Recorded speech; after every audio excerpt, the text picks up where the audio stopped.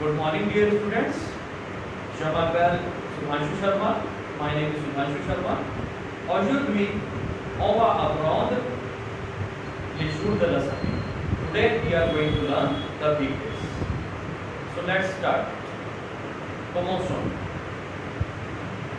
Les jours de la semaine. The weekdays.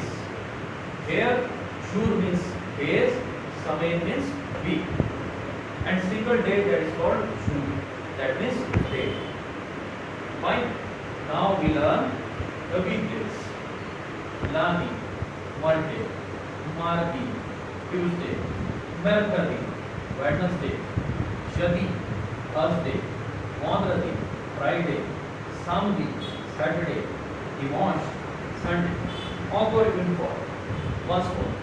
Lundi, Monday, Mardi, Tuesday, Mercredi, Wednesday, Jeudi, Thursday, Vendredi, Friday, Samedi, Saturday, Dimanche, Sunday. C'est tout pour aujourd'hui. That's all for a bonne journée. Share it with you. Have a nice day, dear students.